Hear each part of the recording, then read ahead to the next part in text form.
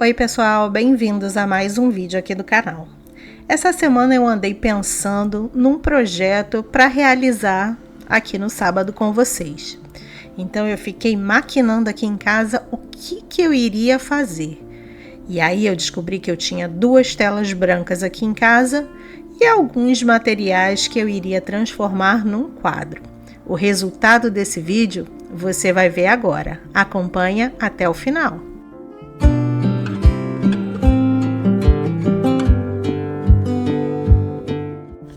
Para começar esse projeto, eu reuni alguns materiais que eu tinha aqui em casa que estavam sem muita utilidade, porque aqui no nosso canal é assim, se não tem utilidade, a gente arranja uma. Então eu peguei uma cestinha, eu desmontei, eu peguei alguns porta-copos, suplás, e aí eu fiquei pensando, eu quero fazer um quadro com esse material. E aí eu comecei a minha ideia. Como o suplá é um objeto redondo, eu pensei em transformá-lo numa espécie de mandala. Então eu peguei aí o porta-copos e comecei a colar as pontinhas da palha que eu tinha retirado da cestinha. E depois eu fui picotando elas, assim como eu estou mostrando aí para vocês. Fui fazendo um arremate aqui, um arremate ali, colocando alguns detalhes. E no final eu tive essa peça aí que eu ia colar no meu suplá, para tentar transformar em uma mandala. Eu não queria fazer aquela mandala cheia de detalhes, cheia de desenhos, até porque não ia dar certo. Eu não queria ter que fazer pinturas no suplá, eu queria só fazer uma colagem. A pintura eu ia deixar para a tela. Então eu peguei aí esse objeto que eu montei, que mais parece um solzinho, né? E colei no centro do suplá para dar uma ideia de mandala.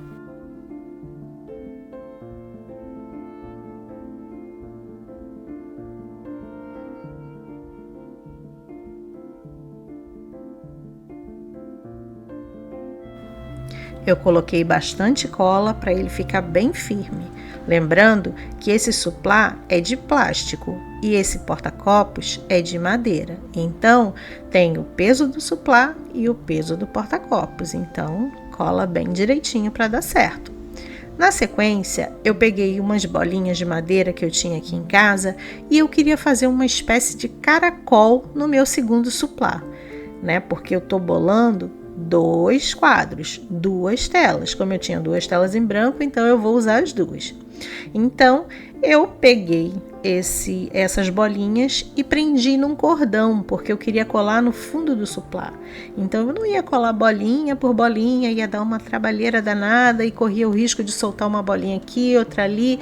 Então, eu resolvi colocar num cordão para ela ficar mais firme e eu ter mais facilidade para colar.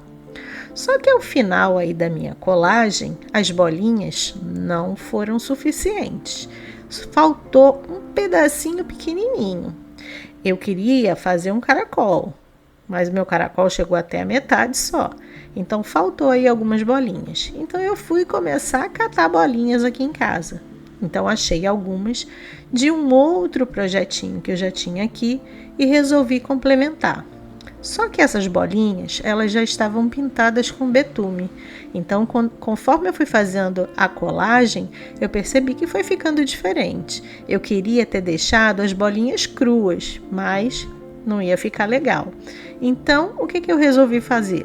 Passei betume nas bolinhas para que elas ficassem mais ou menos parecidas, né? Se não ficassem iguais, ficassem parecidas. E o resultado também me agradou bastante. Agora, eu peguei a minha tela em branco e comecei a traçar minhas primeiras pinceladas. Eu utilizei a técnica da pátina, aquela conhecida aqui do nosso canal, que eu adoro e acho muito fácil de fazer. Então, primeiro eu comecei com uma tinta azul escura e depois eu vim dando outras pinceladas com uma tinta magenta, uma tinta cinza, uma tinta verde. Na verdade, eu usei nessa tela 6 cores de tintas. Como vocês podem ver, o vídeo ele está acelerado, né? Senão a gente ia ficar até amanhã aqui pintando essa tela. Mas esse processo, essa técnica, é uma técnica bem leve. A mão precisa ser bem leve para ter o efeito esperado na tela. Se a gente for com uma mão muito pesada, vai decalcar demais a tela e o efeito da pátina que o pincel traz para gente não vai dar certo. Então, mãozinha leve e continua. Eu fui dando várias pinceladas, fui cobrindo as partes brancas da minha tela e fui passando as tintas uma por cima da outra, mas nesse mesmo movimento de vai e vem o tempo inteiro. Eu não deixei secar muito entre uma pincelada e outra, porque eu queria formar um grande degradê nessa tela. Então, se eu deixasse a tinta secar, ela ia ficar marcada, mas não ia virar um degradê. Então, eu comecei com as tintas mais escuras até terminar nas tintas mais claras. A última tinta que eu vou usar é uma tinta verde. Mas antes da tinta verde, eu usei a branca e depois da branca, eu deixei essa tela secar por inteiro. Para a tinta verde, que é a última tinta que a gente vai aplicar nessa tela, eu troquei o pincel. As outras tintas que eu usei, eu fiz sempre com o mesmo pincel, um pincelzinho redondo. Agora eu peguei uma trincha mais larga, porque como o quadro já estava seco, eu queria que o meu desenho ficasse mais expressivo. Então eu peguei uma tinta mais larga e eu peguei uma trincha mais larga e uma tinta verde e fui desenhando por cima. Além desse desenho por cima, eu também fui esfumando as laterais, para dar o acabamento aí do nosso projeto. E pinceladas depois, agora a gente vai fazer a montagem das mandalas nessa tela aí. O mais interessante desse projeto é que todos os objetos que eu usei, eles estavam disponíveis na minha casa, mas não tinha um sentido. Então eu criei um sentido para eles. Quando eu pego um suplá e transformo numa mandala que vai ficar presa a um quadro e vai decorar uma sala, um quarto, tudo isso é arte. E a gente está fazendo arte utilitária, utilizando o que a gente já tem em casa e transformando, redefinindo uma peça que você tinha sem utilidade, transformando ela em arte. Sabe, a gente vive em um mundo onde tudo parece tão descartável. A gente compra, a gente usa, a gente joga fora. Mas o verdadeiro segredo da arte utilitária é olhar para aquilo que todo mundo ignora, que não enxerga potencial. Essa peça que você está vendo aí, agora, ela não veio de uma loja cara. Ela nasceu de materiais que eu já tinha aqui na minha casa, que estavam esquecidos em algum lugar, esperando uma segunda chance.